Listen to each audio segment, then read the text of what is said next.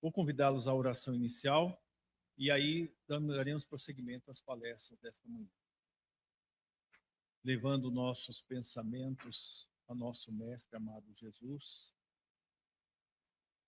a fonte da paz, o caminho, a verdade e a vida desta humanidade.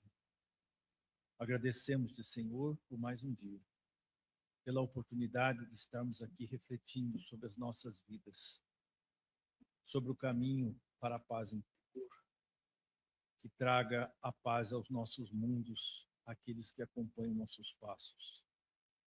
Pedimos aos amados benfeitores que nos orientam e amparam, que assistam os palestrantes, dando-lhes toda a inspiração necessária para que eles sejam canais desta luz de paz, e amor e afeição.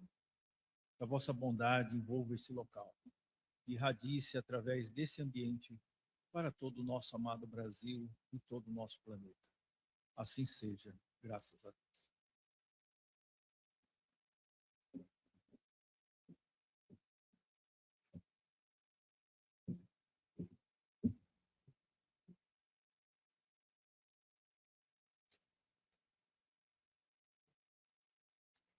Bom dia a todos. É um prazer recebê-los neste segundo dia do 11º Encontro Espírita pela Paz, com palestras transmitidas ao vivo pelo canal do Núcleo Assistencial Ramatiz no YouTube. Neste ano, o encontro tem como tema central em defesa da vida e em favor da paz, e faz parte da programação de celebração dos 30 anos do Movimento em Defesa da Vida. Assistiremos agora um breve vídeo comemorativo desses 30 anos do MDV.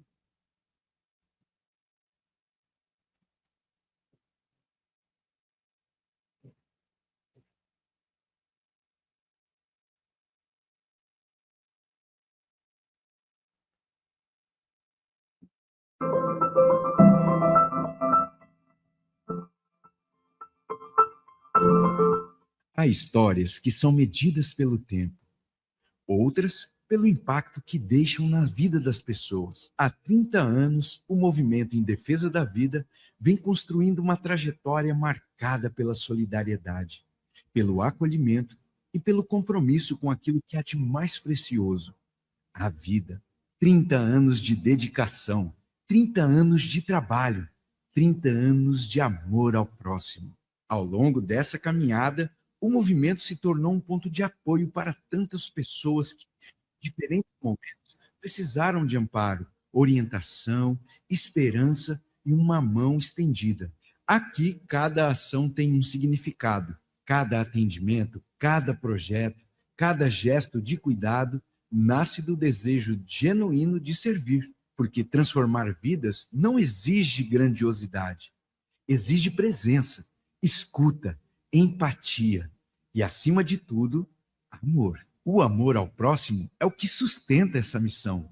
É ele que inspira atitudes silenciosas, mas profundamente transformadoras. É ele que faz alguém dedicar tempo para ouvir, acolher, ajudar e caminhar ao lado de quem precisa. E é justamente nesse propósito que o trabalho voluntário ganha um valor imensurável. Ser voluntário é entender que o mundo muda quando escolhemos agir. É doar tempo sem esperar reconhecimento. É servir sem medir esforços. É descobrir que, ao cuidar do outro, também fortalecemos a nós mesmos.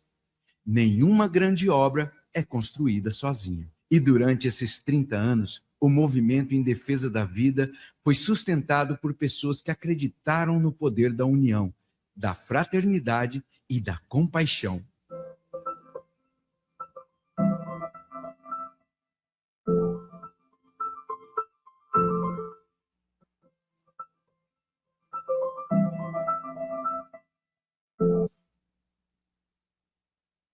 Antes de prosseguirmos com as palestras, eu gostaria de informar que no hall de entrada estão expostas algumas obras publicadas pelo MDV disponíveis para venda. Ao adquirir um exemplar, você contribui diretamente para a continuidade das atividades e projetos do movimento. Para sua conveniência, as obras também podem ser compradas online pelo site do Núcleo Assistencial Ramatiz e também pela Amazon. As obras da Shirley Venâncio também se encontram expostas no hall de entrada e disponíveis para aquisição.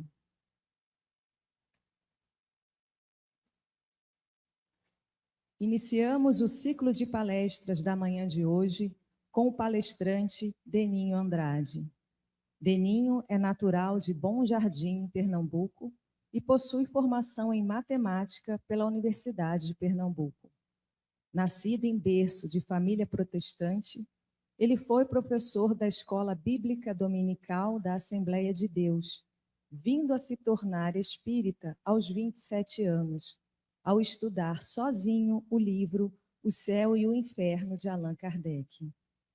Deninho já salvou o Livro dos Espíritos de ser jogado no lixo e lê com entusiasmo a obra Parnaso do Além-Túmulo, quase todos os dias. Também faz parte da sua lista de estudos as obras de Leon Denis, Gabriel Delany e Camille Flammarion. Hoje é servo de Jesus, servindo nas fileiras do Cristo e um grande divulgador da filosofia espírita. Para proferir a palestra A Paz como Escolha Interior, eu convido Deninho Andrade.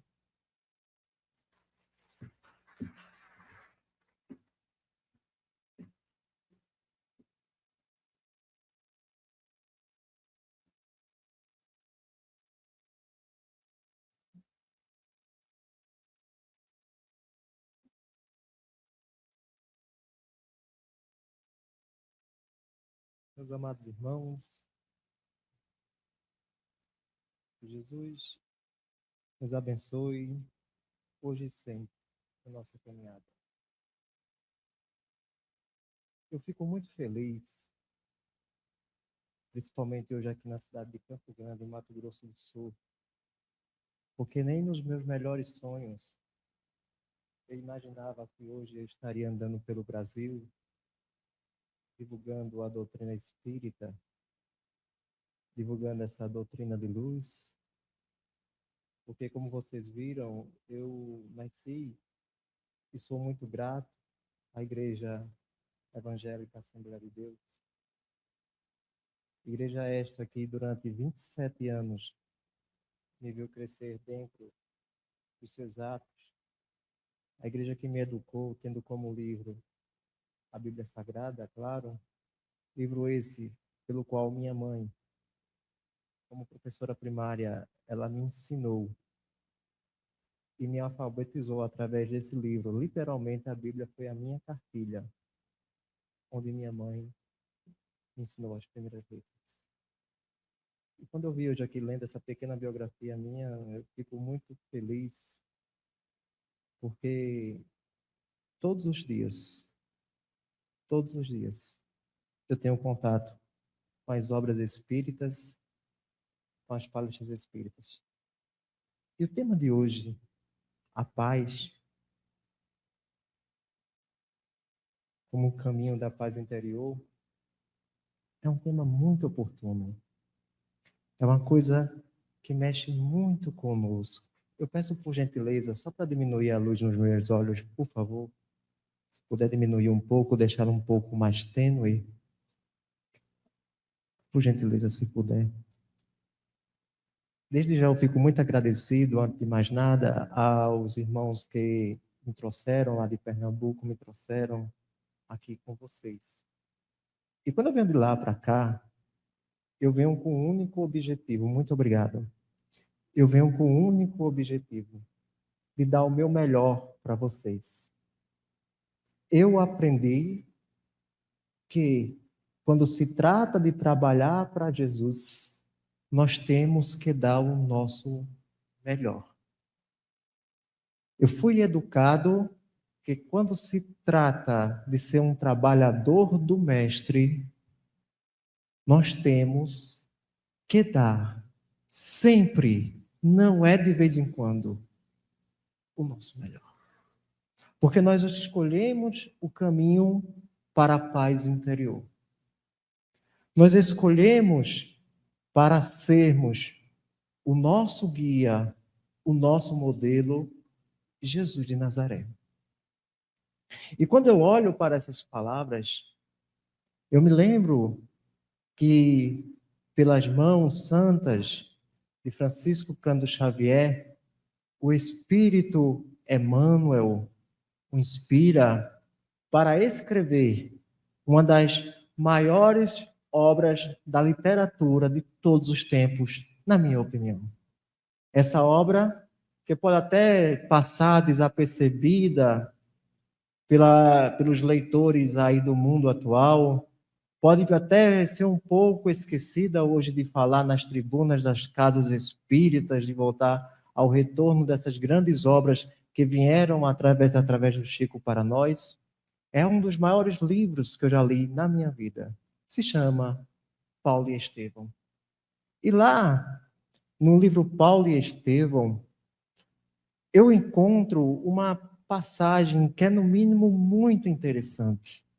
Saulo, quando ainda ele lutava por Moisés e por Javé nas searas da sinagoga, ele decide visitar a casa do caminho.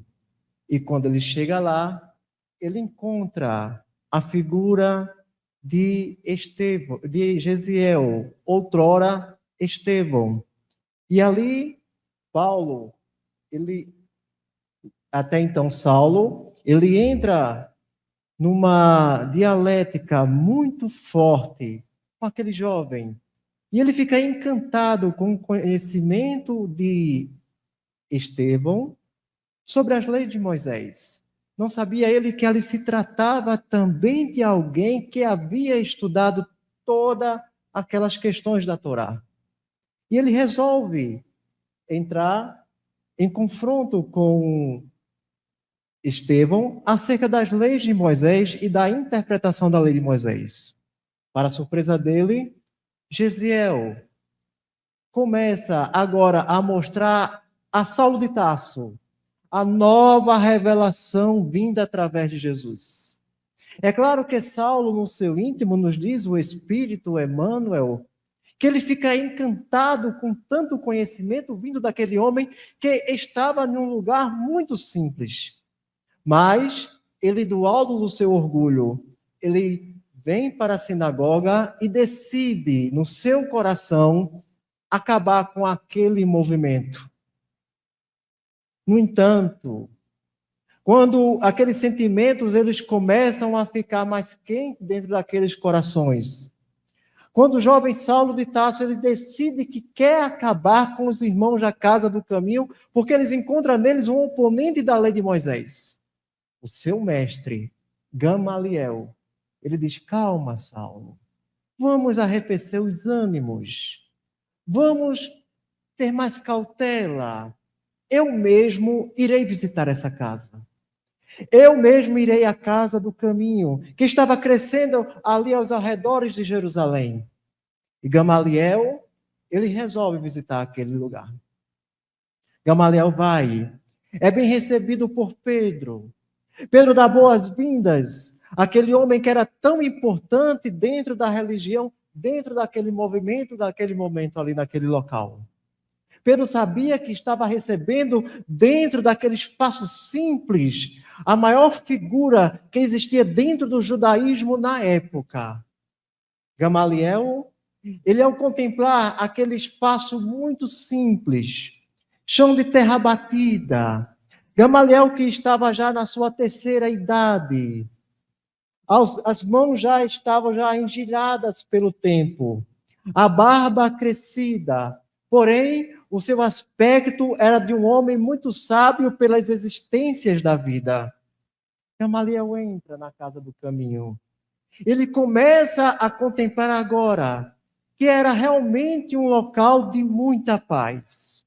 Era um local muito tranquilo. Era um local muito humilde.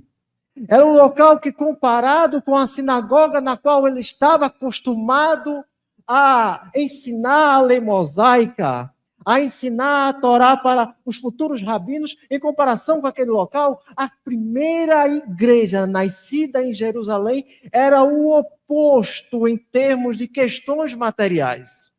Mas, porém, ali iniciava-se um momento de irmãos que haviam escolhido a paz como um caminho para a reforma íntima, um caminho interior, mas que ele se revela para o exterior. Ali ele encontrou os desprezados. Por isso que a primeira igreja, ela recebe o nome de Irmãos do Caminho. Aquelas primeiras pessoas, os primeiros apóstolos, eles recebem o nome de Irmãos do Caminho. E por que Irmãos do Caminho? Porque exatamente eles tinham esse trabalho de andar pelas ruas de Jerusalém. E como Estevão, que outrora fora Gesiel, que chegou ali como um rabino, mas chegou ali como um escravo que havia sido lançado pelo anal, porque havia curado um soldado romano, e não poderia mais usar a identidade de Gesiel. Chega naquela casa professando Moisés, mas chega todo quebrado, assolado por uma doença que estava assolando Jerusalém por aqueles dias. E no caminho é interessante notar que narra-nos o Espírito Emmanuel, que até no caminho onde Gesiel estava até a casa do caminho, até pela experiência de passar pela doença, ia ser subtraído das coisas que ele não tinha, mas ele consegue chegar à casa do caminho. Assim como Gesiel, eles também andavam recolhendo os leprosos, as mulheres que viviam da vida, os órfãos, as viúvas, esses que haviam sido esquecidos pela religiosidade, porque a filosofia mosaica, afinal de contas, era mais importante do que a prática exterior. Era o culto interior sendo mais importante do que o culto exterior. Então, discutir a exegese das leis de Moisés era muito mais importante do que dar abrigo às viúvas e aos órfãos. Mas eles haviam escolhido o caminho da paz como um caminho interior. Porque eles haviam ouvido o convite do Mestre Jesus. Quando no livro de Mateus, no capítulo 11, versículo 28, Jesus diz assim: "Vinde a mim, todos que estáis cansados e oprimidos, e eu vos aliviarei." É claro que naquela igreja do caminho, Gamaliel não encontrou ninguém disposto a conversar com ele sobre a verdade prática ou não da lei de Moisés. É claro que Gamaliel, naquele momento, ele não encontrou o pescador de Cafarnaum, Simão, preocupado em discutir com Gamaliel a questão ou não questão da circuncisão. Mas ele encontrou ali corações devotados. Gamaliel, ele sente um impacto profundo no seu coração. Gamaliel, diferentemente de Saulo de Tarso, que havia ido ali mais para perseguir, Gamaliel, ele percebe que aqueles irmãos, mesmo num espaço muito humilde, mesmo num ambiente muito simples, sem muito conforto, mas ele sente um amor imenso. E ele vai caminhando por ali, vai caminhando por aqui, vai olhando as pessoas, as crianças. E ele vai olhando que realmente aqueles irmãos, eles vivem uma forma diferenciada, aquilo que nós hoje chamamos o Evangelho de Jesus, a Boa Nova de Jesus. Está por ali caminhando. E até que ele avista um homem que também está envelhecido pelo tempo. Porém, a lepra havia destruído toda a fisionomia daquele homem. Aquele homem estava ali. Na verdade, o local que aquele homem deveria estar, se fosse seguir a lei mosaica, era fora da cidade, porque, afinal de contas, ele era um leproso. Mas aquele homem estava ali na casa do caminho. Gamaliel sai andando, olha para aquele homem, fica fixado naquele homem. E aquele homem olha para Gamaliel e diz assim: Gamaliel, tu não me reconheces? Gamaliel olha mais atentamente para aquele homem e percebe que aquele homem fora um companheiro seu de debate, de divulgação do judaísmo dentro da sinagoga. E Gamaliel olha mais atentamente e diz: Samônio, o que você está fazendo aqui, meu irmão? O que foi que aconteceu com você que você simplesmente desapareceu? E hoje eu vejo você aqui como se não estivesse aqui num local tão humilde como esse. Porque a você estava reservado os lauréis da sinagoga, os lauréis da religiosidade, mas você está aqui. Ele diz: pois é, meu irmão, eu fui acometido pela lepra. E quando a lepra chegou, devastando a minha saúde, devastando todo o meu ser, eu encontrei caminho. O caminho para a reforma íntima, o caminho para a paz interior entre esses corações tão devotados. Mas deixa eu te dizer, Gamaliel, um pouco do que aconteceu comigo. Depois que adquiri a lepra, eu era um homem de posses, um homem de bens, um homem importante. Um homem que com meu verbo eu conseguia arrebatar milhões. Mas depois que eu adoeci, o palco se fechou para mim. Perdi a plateia. Perdi o verbo, perdi a capacidade de falar. Como se não bastasse uma desgraça só, vem outra acompanhada. Depois meus filhos, vendo que eu estava num estado miserável, doente, abandonaram-me ao caminho. Fiquei pelo caminho jogado, sem ninguém, sem esperança. E até que alguém me falou dessa casa aqui. E eu paguei para alguém dos recursos que eu não tinha. E vim parar nesse local. Nesse momento, os olhos de Gamaliel estão escorrendo lágrimas. Nesse momento, Gamaliel está chorando. Nesse momento, Gamaliel está comovido até as últimas. Não era mais uma questão de religiosidade. Não era mais uma questão de defender de forma ardorosa a lei de Moisés. Agora era uma questão de vivência prática daquilo que nós estamos tentando fazer 2000 anos depois. Não é à toa que o Espiritismo é considerado o ressurgimento do Evangelho de Jesus. Não é à toa que o Espiritismo, ou qualquer doutrina espiritualista, que se propõe a seguir seriamente os caminhos de Jesus e colocar isso em prática, vai sofrer as perseguições que lhe é devida pelo mundo moderno.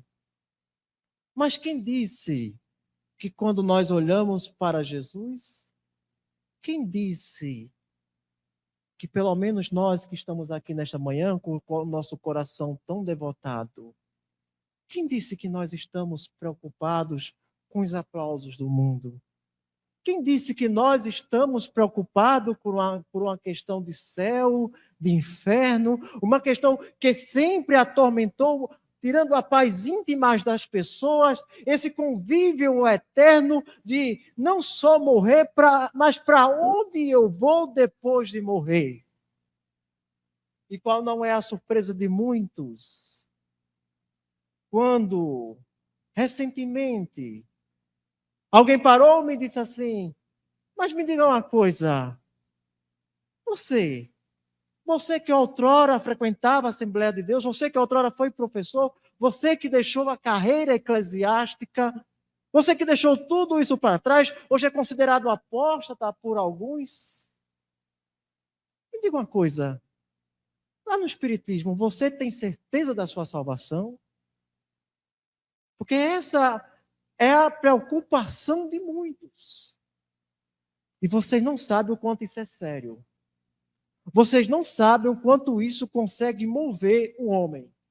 Basta dizer para vocês que muitas das vezes, e até hoje, mas hoje é mais por hábito, mas na época eu só dormia de calça comprida e de camisa de manga comprida. No calor do Nordeste. Porque se Jesus viesse no arrebatamento da igreja, era para Jesus não me encontrar de roupas mínimas e para que eu pudesse ficar aqui na grande tribulação. Isso me corroeu durante 27 anos. Como se não bastasse, vai que quando eu estivesse dormindo, eu sofresse um ataque cardíaco, morresse, e quando chegasse do outro lado, a espiritualidade olhasse para mim e dizia, mas rapaz, você morreu com essas vestes, você aqui não pode entrar, pode ir para lá, que você agora vai para o inferno, só porque não estava de camisa de manga comprida. Eu fui 27 anos atormentado por esse pensamento. E daí eu disse, algo de muito errado não está certo. Em tom de brincadeira. Como assim, Denil? Algo de muito errado não está certo. Disse, não vou nem ler os livros espíritas aqui para vocês, porque ainda hoje eu vivo no meio dos evangélicos. Porque a minha família são de evangélicos. Não tem nem como eu evitar o contato com eles. Minhas filhas frequentam na igreja, cantam na igreja. Eu sou o único, eu sou a ovelha perdida. Eu disse, vamos pegar o capítulo 15 de Lucas. Vamos refletir, já que vocês é Bíblia pela Bíblia, não vou nem pegar o livro dos Espíritos, nem Céu e Inferno, nem Leon Denis. Não, esquece. Vou pegar a Bíblia. A gente vai ler Bíblia, vai ler no português. Não quero nem pegar as traduções que vêm diretamente do hebraico, do aramaico, do grego. Não, esquece. Esquece. Vai ser uma leitura simples, sem hermenêutica. Esquece a hermenêutica. Esquece a exegese. Até porque, deixa eu abrir um parênteses aqui para vocês. Isso foi uma recomendação dada por um espírito amigo a mim, ao meu benfeitor, meu benfeitor espiritual, que tem uma paciência enorme comigo. Deixa eu abrir um parênteses aqui para vocês. Está eu um dia no centro espírita, aí fui convidado com todo respeito aos demais palestrantes, mas isso é apenas uma experiência minha. Subindo para estudar o livro dos Espíritos lá com o pessoal, abri o Parnaso de Além Túmulo, depois comecei lendo o livro dos Espíritos, aí comecei a falar de mundo quântico, de física quântica, de anos-luz, de planetas, e comecei a fazer uma conexão com na casa de meu pai há muitas moradas, e comecei a falar de estrelas, astronomia, relatividade do espaço-tempo, por ali vai. Quando eu desci, meu benfeitor apareceu e disse assim, tá orgulhoso, né, meu filho? Estou, falei bem, né? Você falou, só cuspiu o conhecimento, né? Metade da plateia, até os desencarnados, não entenderam nada. Seu ego está lá em cima, não está, meu filho? Está. Meu ego está lá em cima. Botei para fora tudo que eu li de física e matemática. Ele fez, mas deixa eu dizer uma coisa. Você foi chamado para falar para simples. Entendeu? Deixa os outros palestrantes, deixa os outros pregadores, cada um com sua missão. Você vai falar para simples. Você vai falar para corações simples. Você vai falar para corações que vão conseguir entender o que é o Espiritismo. Fecha parênteses. Deixa eu voltar aqui. Lucas capítulo 15. 3 parábolas. Voltando para essa questão da condenação eterna. Que tira a paz íntima de muita gente. 3 parábolas. Primeira parábola. Parábola da dracma perdida. O que é dracma? Dracma era o dinheiro que era usado para as transações financeiras do Império Romano na época da Palestina, da época do tempo de Jesus. Uma mulher, ela havia trabalhado o dia inteiro. Jesus falando isso. Uma mulher havia trabalhado o dia inteiro.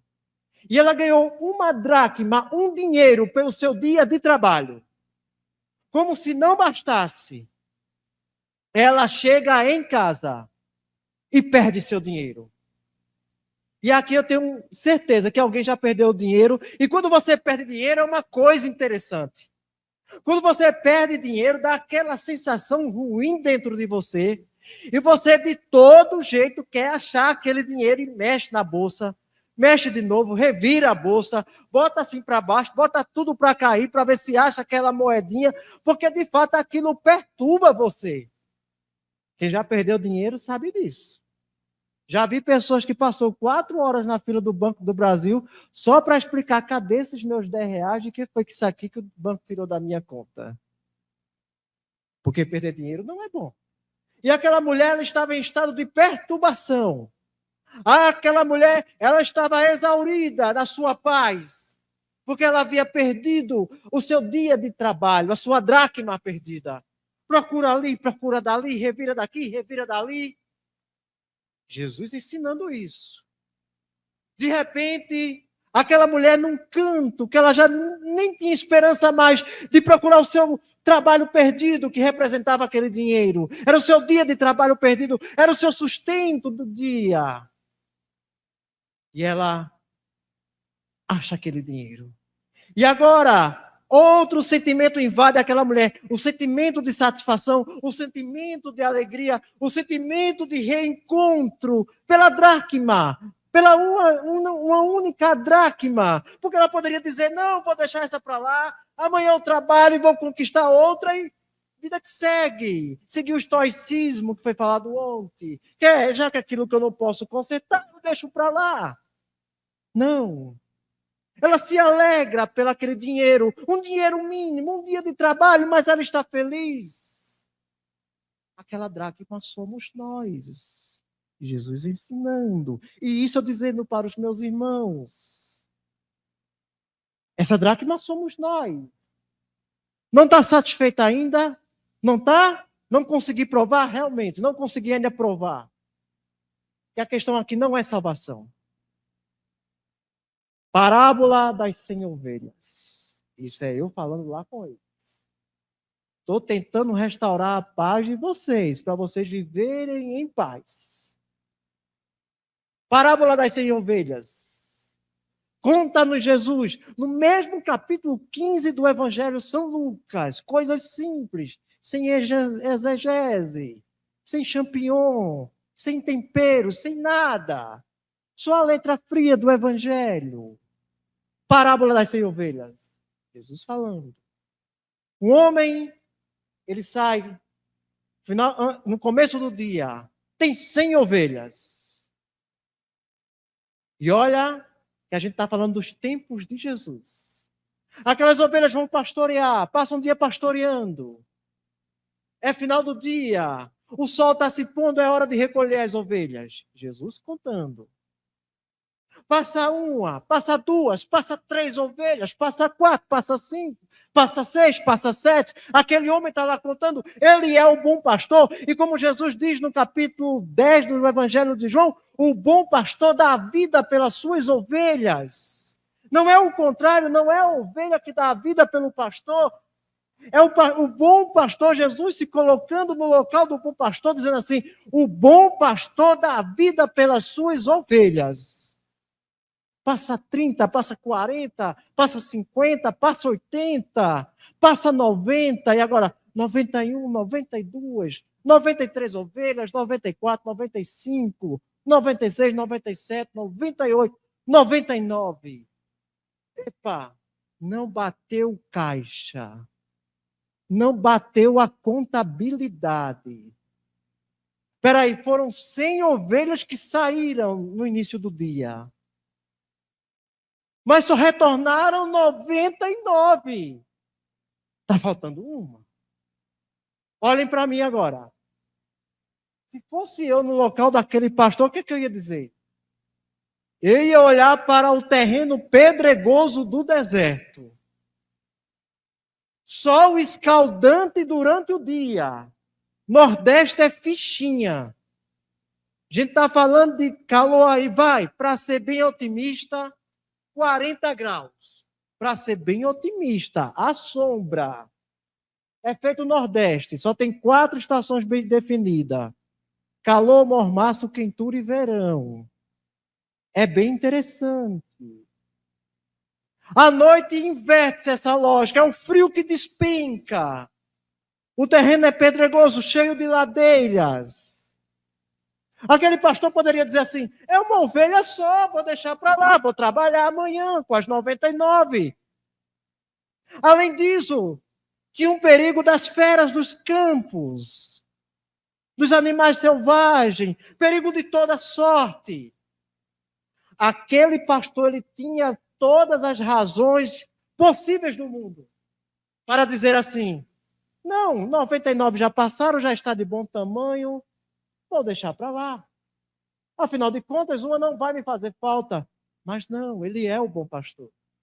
É Jesus dizendo assim, olha o que é que eu faço por vocês, para que vocês tenham paz interior, para que vocês possam dormir com tranquilidade, sem se preocupar com arrebatamento. Olha o que é que eu faço. Eu vou me colocar no calor do verão, no calor do deserto. Vou me colocar no frio do deserto. Vou me expor às animárias do campo. Mas eu vou atrás daquela única ovelha. Pode ser a ovelha que mais dava trabalho no aprisco, mas eu vou atrás da minha única ovelha. Ele vai lá. Jesus falando. Vai lá atrás. Está submerso aos perigos, ao tempo, ao caminho pedregoso. E quando já havia exaurido suas esperanças, ele quando olha assim para um terreno arriscado demais, está lá a sua ovelha balindo no meio do deserto, e Jesus diz que a emoção daquele pastor é tão grande por ter encontrado sua única ovelhinha, que a pega, bota remédio nas feridas dela, pega o cajado, traz aquela ovelhinha de volta para perto de si, bota no ombro, porque ela não tem condições de andar, e traz para perto do aprisco. Jesus está falando sobre nós. Jesus está falando da relação da espiritualidade conosco. E ali está o pessoal me ouvindo. Digo 2-0 para mim. Que só estou pegando Lucas capítulo 15. Mas ainda não está bom. Eu disse que é todo o capítulo. Ainda tem outra. Quero mostrar a vocês porque nós espíritas não estamos interessados em salvação, no sentido como vocês entendem. Parábola do filho pródigo. Essa é mais conhecida. Essa todo mundo já ouviu falar. Um homem tinha muitas herdades. Era rico. Era um homem de posses. Era um homem que, na visão da doutrina do farisaísmo, ele era bem-sucedido. Porque o que era ser bem-sucedido para os judeus? Até hoje. É você ser longevo. É você, além de ser longevo e idade, é ter saúde. E além de ser longevo, isso que não adianta ser longevo sem ter saúde. Mas se você ser longevo, ter saúde e ter finanças, então, ó, você é um homem que pode se chamar de abençoado por Deus. E aquele homem, ele possuía todas essas propriedades. Ele era longevo, saudável e próspero. Tinha 2 filhos. O mais novo chega para ele e diz assim, pai, eu quero metade da minha herança. Eu quero a minha herança. Metade não, eu quero a minha herança. E Jesus diz que o pai em nenhum momento tentou dissuadi-lo da sua ideia. Não, você quer só a sua parte na herança? Tá bom, tome aqui. Toma aqui sua herança. Mas para que você quer? Eu quero sair pelo mundo. Eu quero conhecer o mundo que eu não conheço.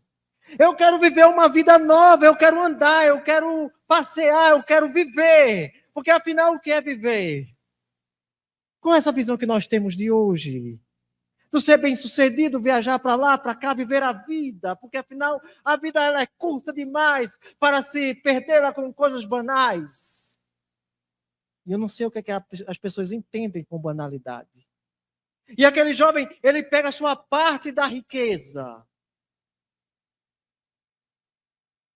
e sai andando, sai gastando, as noitadas, as mulheres, os bailes da vida. Sai vivendo a vida da forma como deu na telha.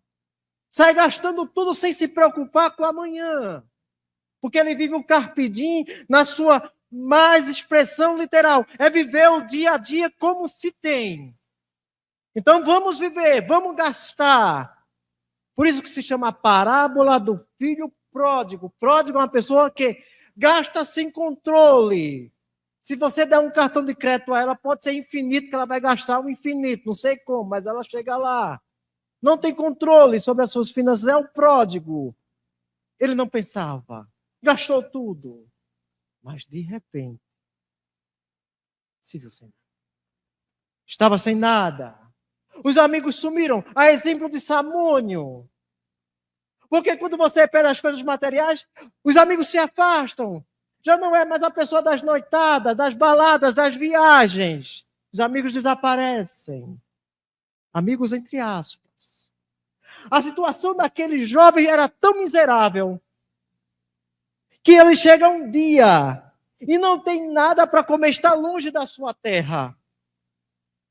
E ele chega e vai comer agora com os porcos. Jesus é tão sutil que para os judeus o porco era o que existe de mais absurdo na sociedade judaica. Os discípulos olham para Jesus e dizem assim, comendo com porco. Comendo com porco.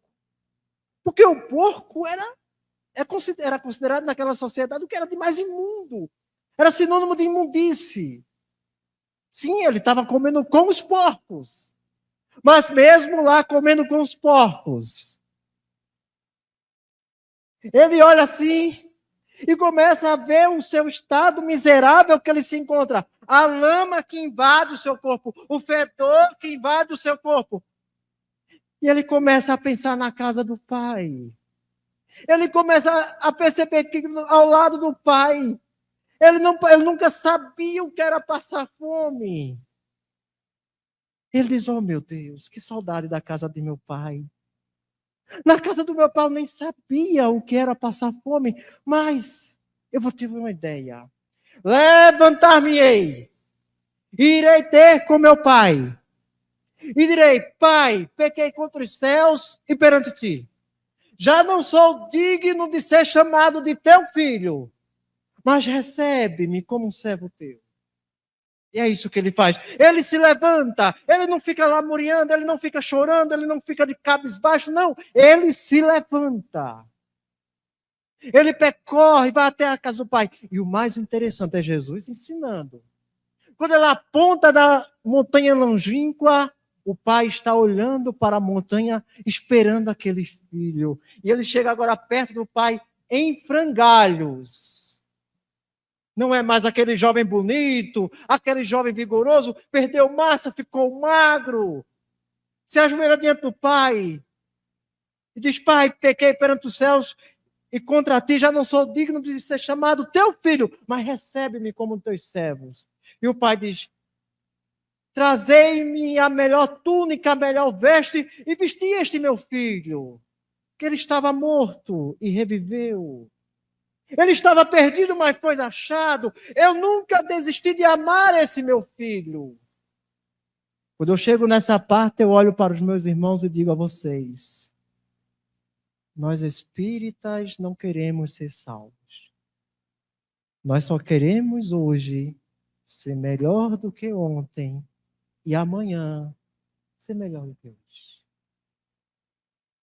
Emmanuel diz assim, ninguém pode voltar atrás e fazer um novo começo.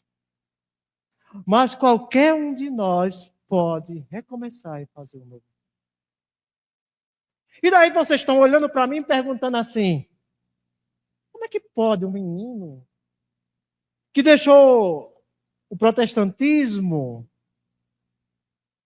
deixou as salas cheias, as igrejas cheias, o que foi que ele achou no espiritismo? Por que ele abriu mão de tudo isso? Eu já tinha rejeitado a minha filha numa experiência trágica que eu já contei na internet. O livro Céu e Inferno, alguém me deu de presente, disse, filho, no estado mais perturbado da minha vida, chegou para mim e disse, filho, leia isso aqui. Mas mesmo assim eu me segurei, continuei na igreja. E digo de passagem, o problema não é a igreja, o problema era eu. Num momento tão difícil da minha vida, já tinha encontrado o livro dos Espíritos, já tinha salvado de ser jogado no lixo. Era a espiritualidade me convocando, mas mesmo assim, eu estava fazendo vista grossas para a espiritualidade. E o que eu vou contar aqui agora, passei 15 anos para ter permissão para contar. Nunca contei em lugar nenhum. Quando eu fui convocado para Mato Grosso do Sul, meu benfeitor espiritual disse, você agora pode contar. A última chave do elo, como é que um protestante se torna um espírita? Era o dia 23 de dezembro de 2010. O ano estava terminando. No ano de 2010, eu estava a todo vapor. Havia passado em todos os concursos que podiam botar na minha frente.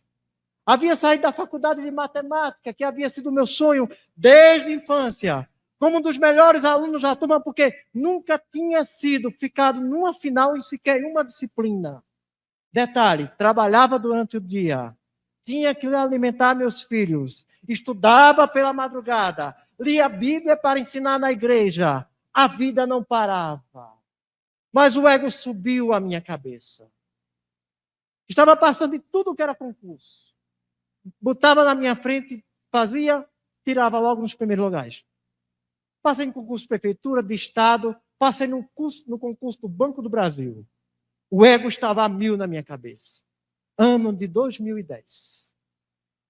Dia 23 de dezembro. Era um dia que as cadernetas ainda eram manuais, e como eu estava com muito orgulho, porque eu achava que para passar em matemática, você tinha que tirar no mínimo 6 em matemática numa prova dificílima que eu colocava para os alunos. E eu estava com uma lista de 23 alunos para reprovar. A direção já havia conversado comigo e eu estava insistente. Eu disse, não aprovo, está reprovado. Eu sou o professor de matemática, quem manda aqui sou eu. Se depois vocês quiserem aprovar, vocês aprovem, mas eu não. Era o orgulho a 1000 na cabeça. Porque me achava tampa de cruz. Me achava, ó. A minha sala da escola dominical, com todo respeito, era mais ou menos maior do que essa quantidade de pessoas que estavam aqui para ouvir a gente ensinar. É muito respeitado dentro da igreja. Muito respeitado. Pessoas paravam. Ainda não tinha Instagram, mas se fosse hoje, seria uma pessoa de muitos seguidores dentro da igreja evangélica. Nesse dia. Eu havia enfrentado o inferno na minha vida. Nem mundo de mãe em cima de mim. Aprova, não aprova, direção, coordenação. E eu não aprovo, não aprovo, não aprovo. Se existe um dia de inferno na minha vida, eu acho que eu não preciso mais ir para o umbral quando eu desencarnar. Não preciso, porque nesse dia eu passei. O inferno. 5 horas da tarde. Em 5 horas da tarde em Pernambuco, 5h30, o sol já começa a descer no poema. Tardezinha. A gente chama de tardezinha. O calor se arrefece, começa a soprar uma brisazinha.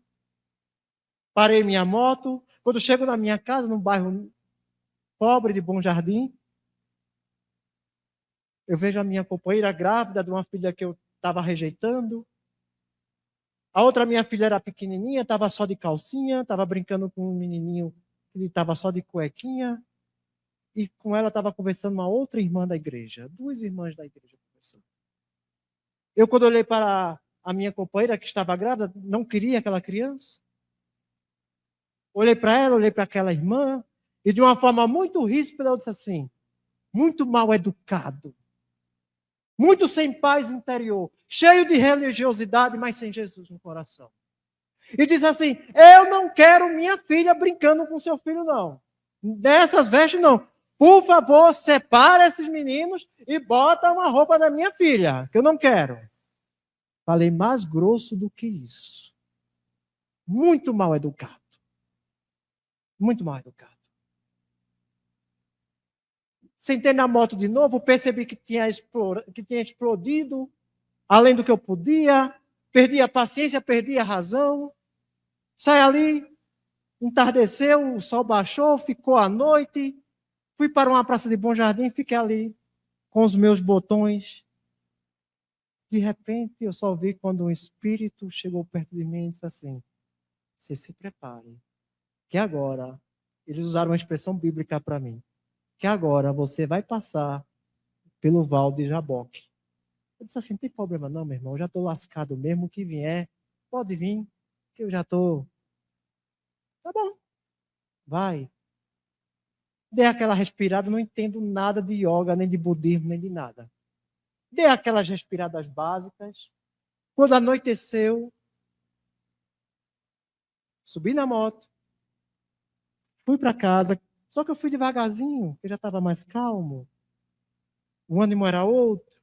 Eu ia passando por um local meio escuro de Bom Jardim, às margens do rio. O rio estava seco, cheio de lama.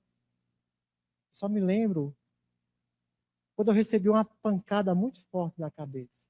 Quando eu estava muito devagar na moto, eu recebi uma pancada muito forte na cabeça. E no que deram uma pancada muito forte aqui na minha cabeça, o que eu vou contar daqui para frente é o que me contaram depois. Eu já caí desacordado no meio do caminho, bati com a cabeça no chão, desacordei, e bateram na minha cabeça, bateram. O quanto podiam bater, mas bateram. Duas pessoas me chutando na cabeça. O negócio era a minha cabeça, chutando. E quando perceberam aquelas duas pessoas que eu não tinha mais reação, que eu não tinha, já caí desacordado no chão, não tinha reação para nada. Acharam que eu tinha morrido. Jogaram-me dentro do rio. As pessoas que me acharam disseram que é a minha sorte, que meu corpo ficou dentro da lama, mas minha cabeça ficou fora. E ali começou a se espalhar pela cidade. Mataram o professor. Acabou agora mesmo, cidade do interior, vocês sabem como é. Acabaram de matar um professor. Acabaram, as minhas irmãs começaram a gritar, começaram a chorar,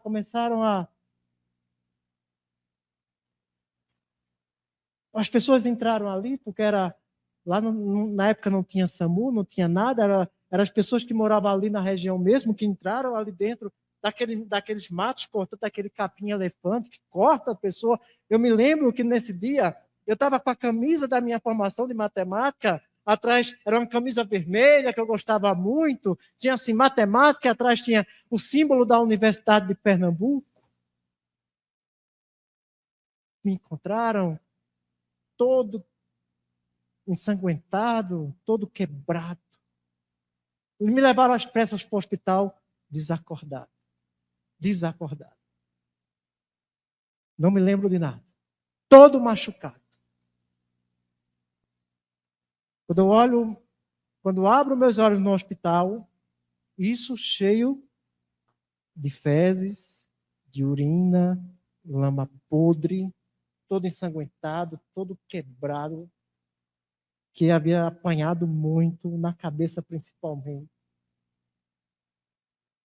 Quando eu abro meus olhos no hospital, 3 irmãs do Centro Espírita Sérgio Lourenço. Não eram desencarnadas, não, eram encarnadas. 3 irmãs de um núcleo espírita bem pequenininho. Um centro espírita bem pequenininho de Bom Jardim. Elas não... até hoje eu nunca perguntei a elas a coragem delas. Porque eu era protestante, eu era da Assembleia de Deus, eu batia no espiritismo.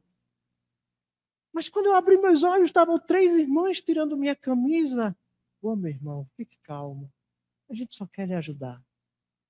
Elas estavam passando pano nas minhas feridas. Elas estavam limpando minha cabeça ensanguentada, limpando minhas faces, limpando minhas mãos, tirando minha camisa, pediram licença para levantar minha roupa, para me limpar. E eu envergonhado, dizendo, mas eu estou muito fedido, o que aconteceu comigo? Calma, meu irmão. só quer lhe ajudar. A gente só quer lhe ajudar. A gente só quer limpar você. A gente só quer... Sim, mas onde é que eu estou? Você está no hospital e cadê as enfermeiras? Ô, meu irmão, é noite de Natal. Está todo mundo comemorando o Natal. O plantão não tem quase ninguém, é uma cidade pequenininha. Então a gente veio lhe ajudar. E eu disse, mas vocês são espíritas. Ela fez, não importa, a gente só está aqui para lhe ajudar. Eu olhei assim e disse, cadê meus irmãos da igreja? Cadê o pessoal que me aplaudia? Cadê o pessoal que andava comigo anos e anos dentro da igreja? Não. Eram 3 irmãs. Que até hoje, quando eu olho para elas, ela diz assim, nós fomos imbuídos pelo mentor da casa ali buscar. E nós não olhamos para dificuldades que nós poderíamos enfrentar. Nós só ouvimos o ouvido de Jesus, o chamado de Jesus, para ali buscar, meu irmão. Você era nosso irmão. Eu estava ali, todo sujo, todo ensanguentado. E surpresa, quem tinha feito aquilo comigo foram irmãos da igreja evangélica. O problema não está na igreja, o problema estava em mim. Comecei a chorar. Comecei a chorar copiosamente. Porque eu já tinha lido o Céu e o Inferno, eu já tinha lido tantas obras. Mas eu dizia, mas isso não se encaixa dentro daquilo que eu prego, isso não se encaixa dentro daquilo que eu acredito, porque eu combato a reencarnação, porque Jesus pregou a ressurreição. Mas ali não era uma questão de filosofia, era uma questão de vivência do Evangelho na prática. 3 irmãs. 3 irmãs que hoje a gente dá muita risada e quando chega uma pergunta do Livro dos Espíritos, assim, Denil, você faz para a gente essa pergunta que a gente não consegue alcançar essa pergunta aqui? Eu digo, faço, minhas irmãs, faço. Mas na época, eu era o protestante, eu era o pastor da Assembleia de Deus. O futuro pastor da Assembleia. Aquelas irmãs limparam minha ferida. É por isso que a parábola do bom samaritano, toda vez que eu leio aquela parábola, toda vez que eu estou dando um estudo sobre aquela parábola, e que quando chega assim, quem foi o próximo daquele homem que estava caído às mãos? Aquelas irmãs de um centro espírita tão pequeno estavam enxugando as minhas feridas. Estavam enxugando as minhas dores. Estavam enxugando as minhas dores. Eu costumo dizer que ali eu fui batizado pela 3ª vez. Do batismo das águas de fezes de esgoto, fui chamado para trabalhar dentro da seara espírita. Ah, mas você vai abrir mão das casas cheias, das igrejas lotadas. Não tem problema. Ah, mas você vai abrir mão do evangelho. Eu disse, eu vou abraçar os carentes. Ah, você vai abrir mão dos púlpitos. Eu disse, eu vou abraçar os desvalidos. Porque Jesus me chamou. Jesus me salvou. Jesus, ele naquele dia, ele me deu uma nova chance. Por isso que quando as pessoas me perguntam o que é espiritismo, não vou citar toda. Tá bom, não vou recitar não. Mas eu te agradeço, Jesus, pelo dom sublime da vida. Eu te agradeço pelo ato de estar vivo, eu te agradeço pelos irmãos desencarnados que nos assistem, eu te agradeço pela possibilidade de sentir em mim a tua paz, a tua doce paz, a ecoar pelos nossos corações, a ecoar pelas nossas vidas. Eu te agradeço pelo dom imortal da fé, pelo dom imortal da imortalidade, pelo dom mortal de te servir, mesmo nas searas espirituais, dentro dos umbrais, dentro dos hospitais, dentro das casas espíritas, mas que possamos te servir, Jesus, com aquilo que nós temos de melhor, com aquilo que ressoa dentro de nós, não olhando para as dificuldades, não olhando para os nossos miasmas, mas sempre olhando para ti, porque afinal de contas, Jesus, tu és o nosso Salvador. Bom dia a todos e muita paz para os nossos corações.